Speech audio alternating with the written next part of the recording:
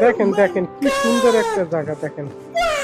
কেউ যদি ঘুরতে আসবেন, খুব সুন্দর একটা পরিবেশ, খুব সুন্দর একটা জায়গা। এটা হইলো অলাইয়া মামলাকার সামনের অংশ। এই দেখেন, এই হইলো বিল্ডিং।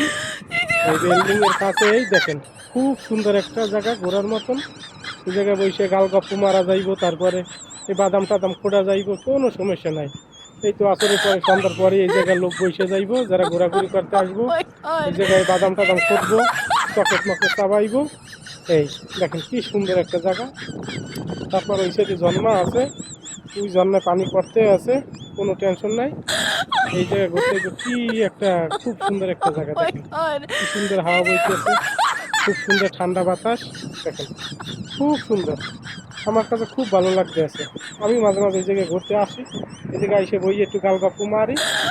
এই দেখেন কি সুন্দর।